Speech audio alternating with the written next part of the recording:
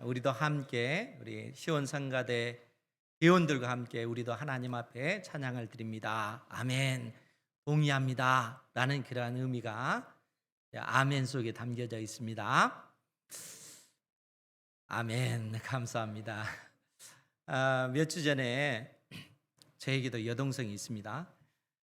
여동생이 카톡을 하나 보냈는데 오빠 언제 하는 프로그램을 보라고. 근데 그 프로그램 내용이 꼬꼬무라고 하는 프로그램입니다. 여러분 그게 무슨 뜻인지 아세요?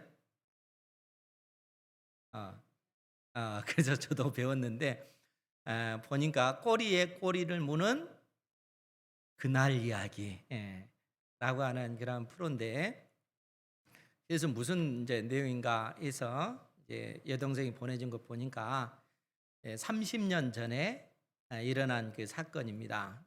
지금부터 30년 전이면 1993년도, 그것도 오늘이 23일인데 7월 26일 날 일어났던 그 한 사건입니다. 어떤 사건이냐면은 그 아시아나 항공기 추락한 그 사건이에요. 그래서 30년 전에 그 아시아나 항공기가 제 태어난 고향 마을에 추락을 했습니다. 그때 이제 66명이 그때 죽었고 44명이 구조가 됐는데, 그때 제가 이제 그 마침 그 시골에 있을 때였어요. 그래서 그때도 오늘처럼 오전에는 비가 내렸고 그 오후에는 비가 그쳤는데, 그때 그 항공기가 그 마을 앞에 있는 그 앞 산에 추락을 한 것입니다. 근데 아무도 몰랐죠. 왜냐하면 이제 그때는 안개가 꼈고 또 그 앞 산이지만 약간 그 골짜기가 있어서 그러한 사실을 몰랐는데 나중에 그게 알게 되었죠. 그래서 어찌하다 보니까 제가 제일 먼저 그 장소에 가게 되었습니다. 그래서 뭐 그 상황 자체는 굉장히 참혹하고 또 그처럼 많은 어떤 그 죽은 사람들의 그 모습을 보기도 보통 사람들은 보기도 어렵잖아요. 그런데 그냥 죽은 것도 아니고 많은 그 시신들이 훼손된 그러한 상태고, 막상 올라갔지만 뭐 제가 할 수 있는 일이 뭐 없더라고요. 그래서 그 당시 이제 어린애들만 구조대가 올 때까지 이제 한쪽으로 모아서 구조대를 기다렸고, 그 다음에 이제 구조대들이 오고 또 이제 헬기도 와서, 그때 당시 이제 굉장히 비탈진 그런 곳이었기 때문에 이제 그 팔이 완전히 부러진, 그리고 거의 뭐 의식을 잃어가는 한 그 여성분을 등에 업고 헬기까지 이제 이동을 하는데, 제 등에 막 피를 다 토해 버리니까 온 몸이 피로 흠뻑 뭐 젖은 그러한 상태였죠. 그런 사건이 30년 전에 있었습니다. 그래서 이제 그 내용을 좀 더 상세하게 그때 그 사건을 언급한 그 프로가 그때 한대요. 그래서 우리 1시간 30분 동안 그렇게 하더라고요. 거기서 보니까 이제 그뭐 1시간 30분 동안 되어지는 그 어떤 그 일들을 보여주면서 마을 사람들 가운데 이제 지금은 뭐 할아버지 또 할머니죠. 근데 세 분이 나와서 그 방송에 인터뷰하는 그 내용을 봤는데, 그분들은 전부 다 할아버지 할아버지 한 분하고 할머니 두 분인데 70대 후반 또 80대 되신 거예요. 그런데 가만히 보니까 아, 그 마을 분들 생각을 해보니까 그때 당시 그 구조하셨던 그 어르신들이 대부분 다 돌아가시고 없는 거예요. 그래서 그 세 분 외에 곰곰이 생각해 보니까 몇 분 외에는 다 돌아가시고 없는 겁니다. 더더구나 그 TV를 보니까 그때 당시 이제 구조됐던 그 한 청년하고 청년 두 사람이 등장했는데, 한 자매하고 한 형제인데 뭐 30대 후반이겠죠. 그래서 그때 구조한 그 어린 아이들일 수도 있겠구나 하는 그런 생각이 들더라고요. 그러면서 우리의 그 인생의 어떤 그 짧음과 또 어떻게 보면 참 허무한 것이 우리 삶이 아닌가 하는 생각을 그때 다시 한번 했습니다. 여러분 생각해 보세요. 30년 전 사건인데 그때 그 어르신들은 거의 대부분 다 돌아가시고 없는 거예요. 저희 고향 마을에.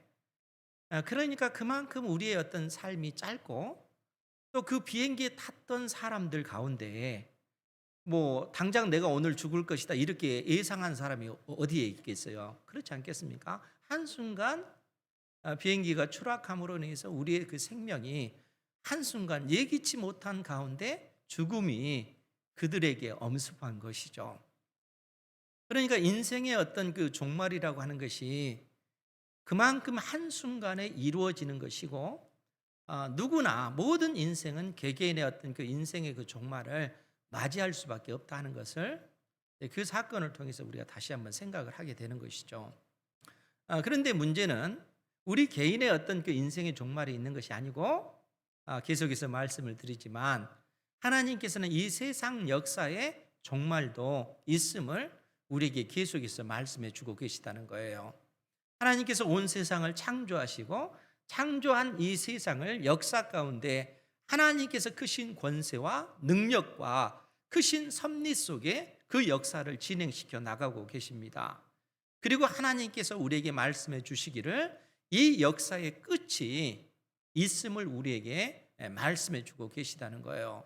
그래서 요한계시록은 장차 이 세상 역사 끝에 되어질 그 일들, 지금 우리가 살고 있는 이 마지막 시대뿐만 아니라 이 땅에 우리 주님께서 재림하실 때 되어질 그 상황에 관해서 우리에게 말씀해 주고 계시다는 거예요.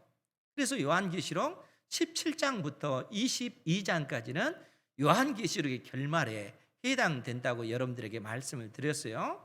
그리고 계시록 17장, 18장은 이 세상 나라를 상징하는 큰 성 바벨론과 그 큰 성 바벨론을 따르는 수많은 이 세상 나라들, 이 세상의 그 권세자들에 관해서 그들이 멸망할 것을 말씀해 주고 있습니다.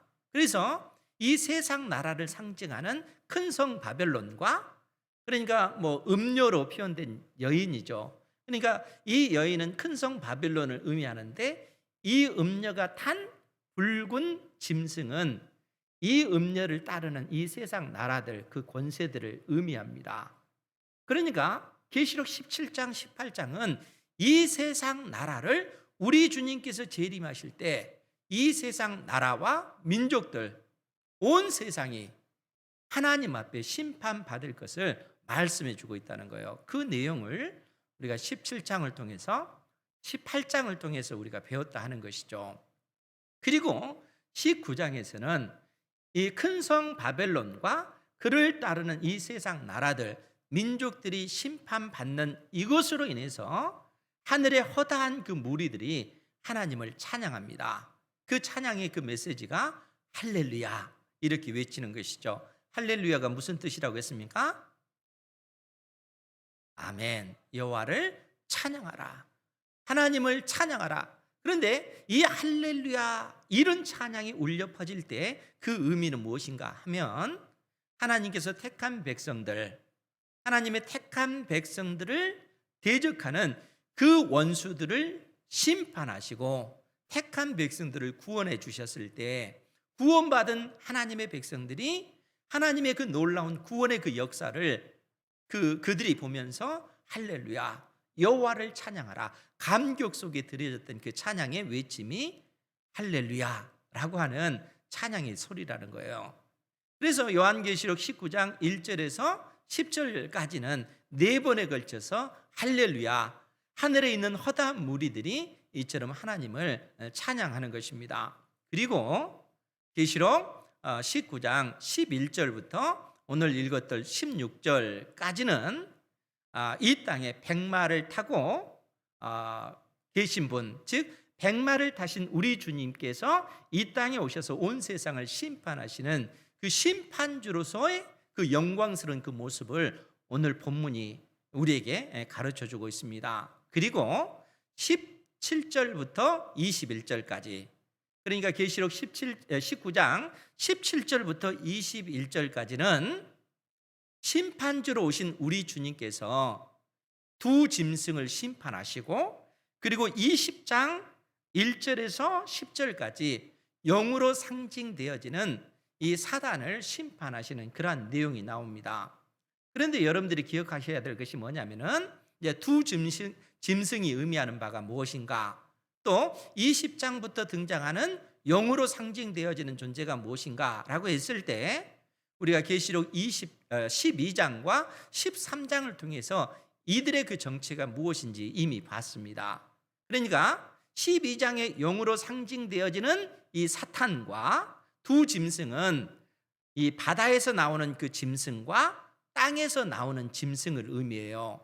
그러면은 이 용이라고 하는 것은 사단이라고 하는 것을 우리가 알 수가 있죠. 그러면 바다에서 나오는 짐승은 뭔가라고 했을 때는 이 그 큰 성 바벨론을 또 다른 의미로 상징화시켰는데, 바로 이 바다에서 나오는 짐승은 이 세상의 모든 나라들을 의미해요. 하나님을 대적하는 이 세상 나라들. 그리고 이 땅에서 나오는 그 짐승은 거짓 선지자라 이렇게 또 표현을 했는데, 이 바다에서 나오는 짐승과 용으로 상징되어지는 이 사단을 숭배하도록 만드는 거짓 선지자들을 의미합니다.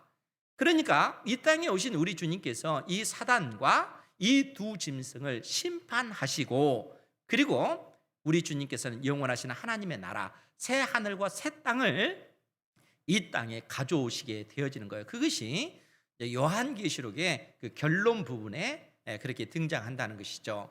그러니까 이제 우리가 기억하기 쉽게 우리 주님께서 이 땅에 재림하시면 이 세상 나라를 심판하시고 택한 백성들을 구원해 내시고 그들에게 영원한 하나님의 나라 천국을 상속받게 해 주신다는 거예요. 그것이 요한계시록 17장부터 22장에 있는 그 내용이라 하는 것입니다. 그러니까 이런 흐름 가운데 있다 하는 것을 여러분들이 기억하시고, 그러면은 오늘 본문을 통해서 심판주로 오시는 우리 주님의 그 모습이 어떠한 것인지, 심판주로 오신 그 주님이 행하시는 그 일들에 관해서 오늘 말씀을 통해서 우리가 배우기를 원합니다. 오늘 11절 말씀을 보면 우리 같이 한번 보죠. 11절 말씀은 시작. 또 내가 하늘이 열린 것을 보니 보라 백마와 그것을 탄 자가 있으니 그 이름은 충신과 진실이라. 그가 공의로 심판하며 싸우더라. 아멘. 사도 요한이 이제 환상을 보게 되어지는데 하늘이 열린 것을 봤다라고 이야기를 합니다. 이제 하늘이 열린 것, 우리가 요한계시록 4장 1절 말씀에 보면 사도 요한이 하늘에 있는 하늘의 열린 문을 통해서 하늘로 올라가게 됩니다. 하나님의 성령에 사로잡힌 바 돼서 하늘에 열린 문을 통해서 하늘에 올라가게 되고 천상에서 되어진 그 일들을 환상 가운데 보게 되어지는 거예요. 그런데 오늘 11절 이 말씀에는 하늘의 열린 문이 아니라 하늘 자체가 열린 것을 봤다라고 이렇게 표현을 하고 있습니다. 즉 그 말은 무슨 얘기냐면은 하늘이 완전히 열렸다. 그 의미는 하나님께서 약속하신 그 모든 약속, 하나님께서 우리에게 주신 그 계시의 의미가 이제는 더 이상 감춰주지 아니하고 완벽하게 다 우리에게 그 열려졌다라는 그러한 의미입니다. 그러니까 사도 요한이 하늘이 열린 것을 봤는데 거기에 보니까 백마와 그것을 탄 자가 있으니, 이 백마는 그 상징적인 의미예요. 그러니까 예수님께서 진짜로 백마를 탔다 그런 의미가 아니고 백마 자체는 승리를 상징합니다. 백마를 타신 그 예수님은 궁극적으로 승리하셨다. 하나님을 대적하는 그 원수의 세력을 멸하시고 승리하셨다라는 그러한 사실을 상징적으로 보여준다는 거예요. 그래서 이 백마와 그 말을 탄 자가 있으니 바로 그분이 우리 주 예수 그리스도신데 그 이름은 충신과 진실이라 이렇게 언급을 하고 있습니다. 그러니까 예수님의 그 이름을 충신과 진실이라 이렇게 표현하고 있고, 그가 공의로 온 세상을 심판하며 싸우더라 이렇게 표현을 하고 있습니다. 즉 우리 주님께서 이 땅에 재림하실 때 그분의 그 이름은 충신과 진실이다 이 얘기예요. 그리고 그분이 공의로 온 세상을 심판하시는 그 모습을 이처럼 말씀해 주고 있습니다. 그리고 예수님의 그 모습을 12절과 13절에 예수님의 그 외적인 그 모습을 어떻게 묘사하고 있냐면은, 그 눈은 불꽃 같고 그 머리에는 많은 관들, 많은 면류관들이 있고, 또 이름 쓴 것 하나가 있으니 자기밖에 아는 자가 없고. 즉 그 말은 예수님의 이름이라고 하는 것은, 여러분 이름, 여러분들의 이름을 부르면 여러분들 자신을 가르치잖아요. 그런데 그 이름은 우리의 그 인격을 나타냅니다. 나라는 사람이 어떤 존재인가 하는 것을 이름을 통해서 아는 것이죠. 그런데 예수님의 그 이름은 예수님 외에는 아무도 모른다는 거예요. 우리 인생이 예수님에 대해서 모른다, 그 얘기는 예수님께서 가지신 그 성품과 그 속성이 어떠한 분이신지 우리 인간은 예수님에 대해서 측량하지 못한다, 그런 의미입니다. 그런 예수님께서는 바로 그 눈은 불꽃 같고 그 머리에는 많은 면류관을 쓰고 계시는 분이라는 거예요. 많은 면류관을 썼다라고 하는 것은 16절에 있는 그 표현대로 하자면은, 그 옷과 그 다리에 이름을 쓴 것이 있으니 만왕의 왕이요 만주의 주라 하였더라. 만왕의 왕이라고 하는 것은 모든 왕들 중에 한 왕이다 이런 의미가 아니에요. 만왕의 왕이다라고 하는 것은 예수님만이 유일한 왕이시다, 예수님만이 유일한 주님이시다라고 하는 그러한 선언이라는 거예요. 그러니까 우리 주님께서는 오직 유일한 왕이시요 유일한 주님으로서 그의 눈은 불꽃 같다. 즉 우리 주님께서는 이 세상의 모든 것들을 다 꿰뚫어 보실 뿐만 아니라 심지어 여러분들의 생각까지 꿰뚫어 보시는 분이시라는 거예요.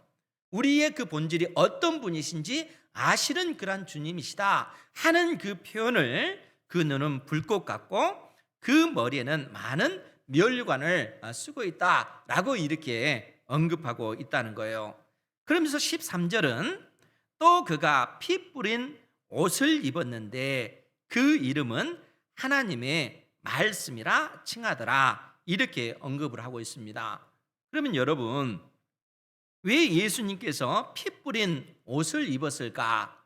여러분 이 생각을 해보셔야 돼요. 왜 예수님께서 피 뿌린 옷을 입었을까요? 지금 분명히 14절 말씀에 보면 하늘에 있는 군대들이, 하늘에 있는 그 군대들은 희고 깨끗한 세마포 옷을 입고 있어요. 그리고 백마를 타고 예수님을 뒤따르는 모습입니다. 그러니까 예수님을 따르는 하늘 그 군대는 흰 옷을 입었는데 왜 예수님은 피 뿌린 그 붉은 옷을 입었겠는가 하는 거예요. 그러면 여러분, 하늘에 있는 이 군대가 흰 세마포 옷을 입었다라고 하는 그 의미는 뭐겠어요? 어린 양의 피로 그 옷을 씻어 희게 되었다는 거예요.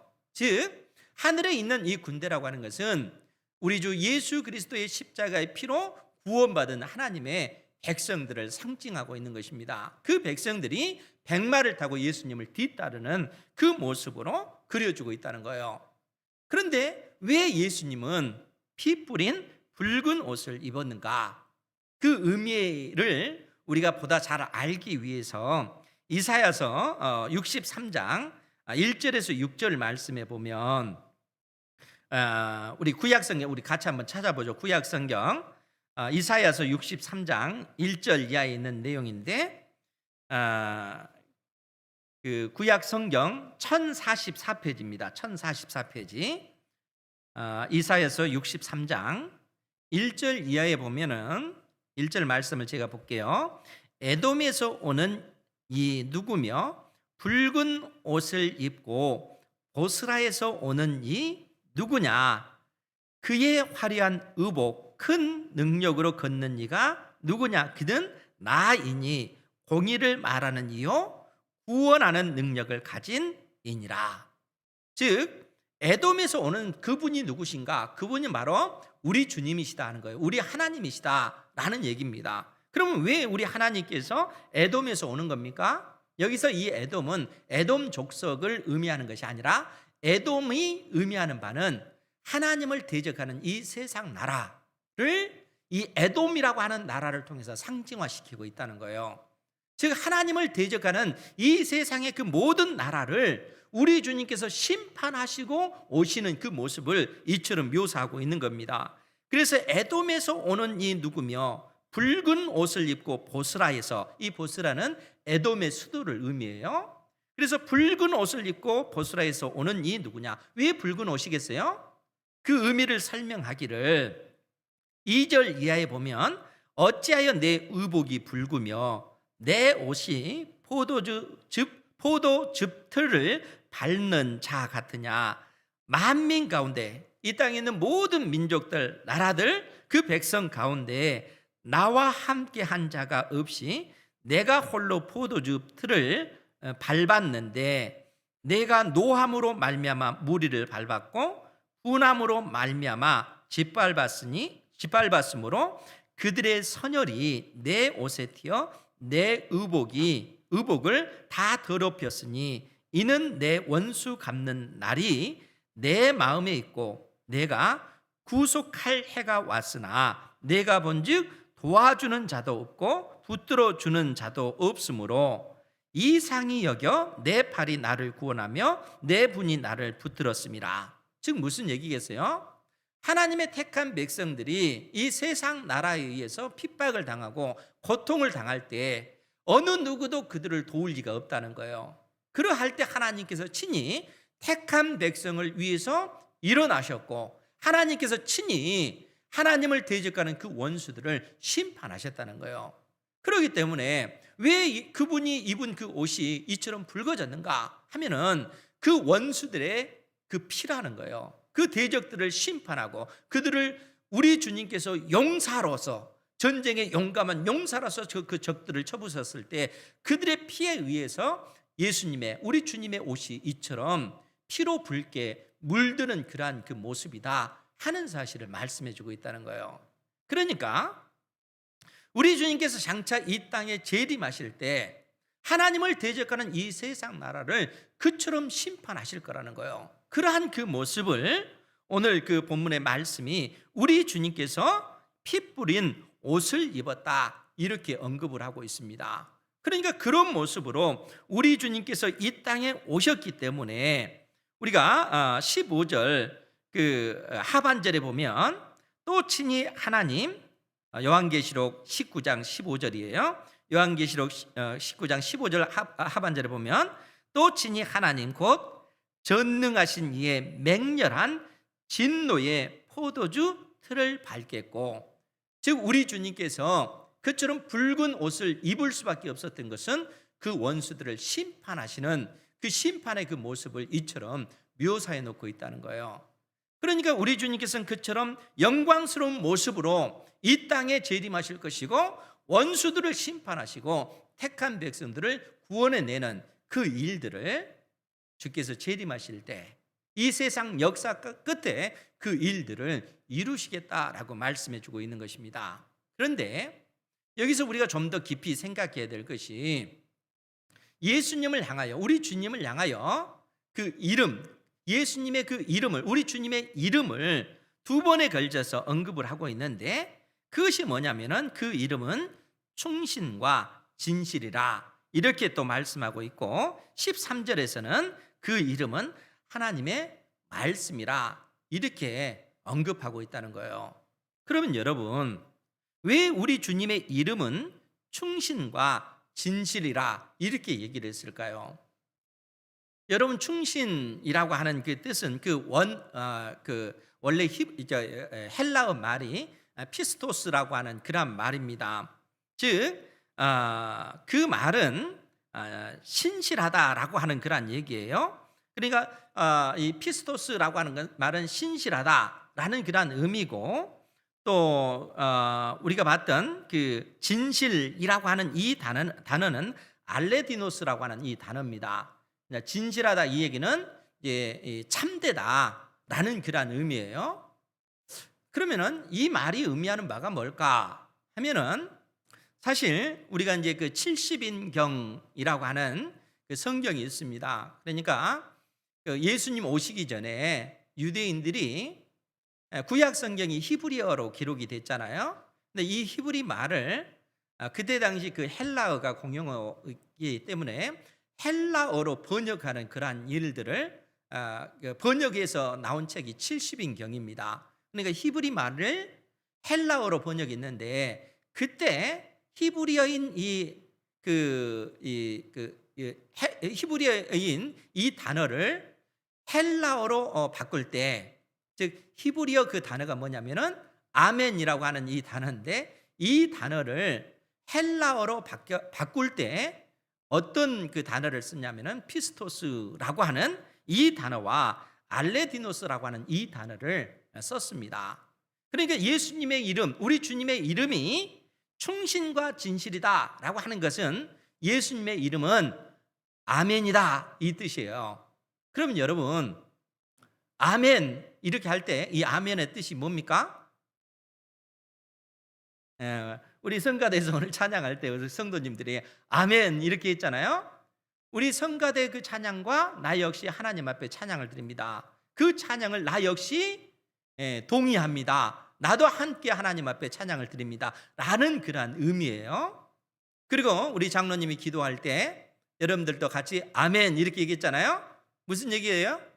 그 기도의 의미가 온전히 이루어지기를 원합니다 라는 그러한 그 소망을 담고 있는 것, 온전히 하나님의 말씀이 이루어졌음을 믿습니다 라고 하는 그 동의의 의미가 아멘 속에 담겨졌다는 거예요. 아멘이라고 하는 말이 바로 그 의미입니다.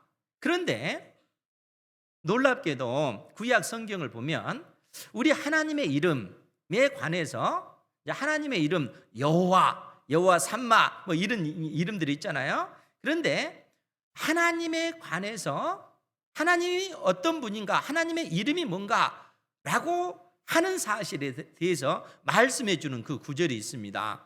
그 내용이 이 이사야서 65장에 있는데, 우리 그 부분도 함께 한번 볼게요. 이사야서 65장 16절 말씀에 보면, 구약성경 1047페이지입니다. 구약성경 1047페이지 보면 이사야서 65장 16절 말씀에 보면, 제가 봉독할게요. 이러므로 땅에서 자기를 위하여 복을 구하는 자는 진리의 하나님을 향하여 복을 구할 것이요, 땅에서 맹세하는 자는 진리의 하나님으로 맹세하리니 이는 이전 환난이 잊어졌고 내 눈앞에 숨겨졌음이라. 여기서 이제 진리의 하나님, 이 진리라고 하는 이 단어가 4번 이렇게 써졌잖아요. 보면은 무슨 뜻이에요? 아멘. 그러니까 이 원문 히브리 말로는 원래 아멘의 하나님 이 얘기예요. 그러니까 아멘이라 하는 하나님, 그 이름이 아멘이신 하나님, 그 뜻이라는 얘기예요. 그 아멘을 우리나라 성경으로 번역할 때 진리의 하나님 이렇게 얘기하는 거예요. 그런데 이 뜻은 아멘의 하나님 그 얘기예요. 그러면 왜 이 말씀이 지금 주어졌는가 하면, 하나님께서 패역한 이스라엘을 심판하시겠다라고 말씀하셔요. 그래서 북이스라엘은 아수르에 의해서 멸망당할 것이고, 남유다는 바벨론에 의해서 멸망당할 것이고, 이스라엘 백성들은 이방 땅으로 포로로 끌려가게 될 거라는 거예요. 그리고 하나님께서 어떤 말씀을 주시냐면, 너희들이 이방 땅에 끌려가서 왜 우리가 이처럼, 우리가 하나님의 백성인데 왜 멸망당했는가 하는 것을 생각해보고, 우리가 하나님을 섬기지 아니하고 우상을 섬기는 이 죄로 인해서 우리가 심판을 받아서 이처럼 끌려왔구나 하는 사실을 생각나거든. 그 땅에서 하나님 앞에 회개하라는 거예요. 하나님 앞에 눈물로 고백하라는 거예요. 하나님, 우리를 용서해 주십시오. 우리를 구원해 주십시오. 우리가 범죄했나이다. 그렇게 고백하면 하나님께서 그들의 그 기도를 들으시고, 너희들이 하늘 가에 있다 할지라도 하나님께서는 다시 그들을 불러주셔서 다시 약속의 땅 이스라엘 땅으로 돌아올 수 있도록, 하나님의 그 백성을 회복시켜주는 그 일들을 하나님께서 행하시겠다는 거예요. 이 놀라운 약속을 하나님께서 이스라엘 백성들에게 해주시는 것입니다. 그러면서 하는 얘기가, 이러므로 땅에서 자기를 위하여 복을 구하는 자는 아멘의 하나님을 향하여 복을 구할 것이요, 땅에서 맹세하는 자는 아멘의 하나님으로 맹세하리니 이는 이전 환난이 잊어졌고 내 눈앞에 숨겨졌음이라. 왜 아멘의 하나님 이렇게 얘기하겠어요? 하나님께서는 반드시 약속하신 것을 반드시 이루시는 하나님이시기 때문에 그런 거예요. 여러분, 사람은 약속을 해놓고 어길 수도 있잖아요. 근데 우리 하나님은 그렇지 않습니다. 하나님께서는 약속하시는 것을 반드시 성취하시는 하나님이에요. 그래서 아멘의 하나님 이렇게 얘기하는 거예요. 하나님께서 하신 그 약속이 반드시 이루어질 것을 믿고 하늘가에 있다 할지라도 그곳에서 우리가 회개하면 하나님께서는 그 약속의 말씀에 근거해서 우리를 회복시켜 주실 거라는 거예요. 이 믿음 가운데 살아가시기 바랍니다. 이 약속은 지금도 변하지 않아요. 그러니까 우리가 마땅히 하나님의 자녀답게 살아야지 이렇게 생각을 하잖아요. 그런데 우리 인간의 연약함 때문에 때에 따라 하나님을 멀리하고 하나님을 버리기도 하고 내 뜻대로 내 마음대로 살아가잖아요. 그런데 놀라운 것은 뭐냐면은 하나님께서 한번 택한 그 자녀를 결코 버리지 않아요. 우리가 하나님을 버렸다 할지라도 중요한 것은 하나님께서 우리를 버리지 않는다는 거예요. 하나님의 때에 결국에는 우리를 다시 돌이키시는 하나님, 아멘의 하나님이시기 때문에 그렇습니다. 약속한 것을 반드시 성취하시는 하나님, 우리를 구원하시기로 작정하신 그 하나님은 우리가 하나님을 버린다 할지라도 결코 하나님께서는 우리를 버리지 않아요. 이 놀라운 은혜를 우리가 입고 있는 것이죠. 그래서 하나님께서는 우리에게 아멘의 하나님 앞에 너희들이 기도해라. 하나님께서는 반드시 약속하신 것을 성취하시는 하나님이시다. 우리에게 이처럼 놀라운 약속을 해주고 계시는 것입니다. 아멘의 하나님께 기도하는 여러분들 되시기 바랍니다. 그런데 우리 하나님께서 이러한 약속의 말씀을 주시고 나서 놀랍게 우리 하나님께서 약속하신 그 모든 것들이 우리 주 예수 그리스도 안에서 온전히 성취되었음을, 온전히 이루어졌음을 선언하고 계십니다. 여러분, 요한계시록 3장 14절 말씀을 볼게요. 우리 요한계시록 3장 14절 말씀에 보면 제가 여러분들에게 봉독하겠습니다. 라오디게아 교회의 사자에게 편지하라. 아멘이시요 충성되고 참된 증인이시요 하나님의 창조의 근본이신 이가 이르시되. 지금 아멘이시고 충성되고 참된 증인이시고 하나님의 창조의 근본이신 분, 그분이 누구시겠어요? 예수님이시라는 거예요. 예수님을 향하여 예수님의 이름이 아멘이시라는 거예요. 하나님께서, 성부 하나님께서 약속하신 그 모든 것이 우리 주 예수 그리스도 안에서 다 이루어졌다는 거예요. 그래서 바로 예수님은 아멘이시고 충성되고 참된 증인이시고 하나님의 창조의 근본이신 분으로서 예수님의 그 모습을 이처럼 묘사하고 있는 거예요. 예수님께서 모든 것을 다 이루셨기 때문에 그런 것입니다. 그렇기 때문에 오늘 우리가 읽었던 이 본문으로 다시 돌아가서 다시 한번 11절에 있는 그 내용을 보면, 또 내가 하늘이 열린 것을 보니. 왜 하늘이 활짝 열린 거예요? 하나님의 그 모든 그 계시의 의미가 이제는 우리 주 예수 그리스도께서 이 땅에 재림하심으로 완전히 그 계시의 의미가 밝히 드러났기 때문에 그렇다는 거예요. 예수님 안에서 하나님께서 약속하신 그 모든 것이 우리 주 예수 그리스도 안에서 온전히 이루어졌기 때문에 그런 거예요. 그러면 예수님께서 어떻게 하나님의 그 모든 약속을 성취하셨습니까? 우리 주님께서 친히 하늘의 열린 문을 통해서 이 땅에 성육신하시고 택한 백성들의 모든 죄를 짊어지시고 십자가에 못 박혀 죽으셨으며, 우리 주님께서 우리를 구원하시기 위해서 죽음의 권세에서 우리를 살리시기 위해서 주님께서 그 죽음의 권세를 깨뜨리시고 부활하신 하나님의 아들로 이 땅에 우리 주님께서 부활하신 거예요. 주님께서 오셔서 십자가에 죽으시고 부활하심으로 하나님의 아들로서 친히 자기 자신을 증명하셨습니다. 뿐만 아니라 그런 주님께서 하늘로 승천하시고 마지막 때 이 땅에 재림하실 것을 약속해 주셨죠. 이 땅에 재림하실 우리 주님께서는 온 세상을 심판하실 뿐만 아니라 그 가운데 택한 백성들을 구원해 내시는 거예요. 세상을 심판하시고 택한 백성들을 구원해 내셔서 그들로 하여금 영원한 하나님의 나라를 상속받게 해 주신다는 거예요. 그래서 우리 주님의 이름이 아멘이시오 이렇게 선언한 거예요. 그래서 예수님의 그 이름을 오늘 사도 요한은 그 이름은 충신과 진실이라, 아멘이시다, 예수님 안에서 그 모든 것이 성취되었다 이렇게 선언하고, 그 모든 것을 성취하시는 그 주님께서 공의로 온 세상을 심판하시겠다라고 얘기하는 거예요. 우리 주님께서 온 세상을 심판하시는 거예요.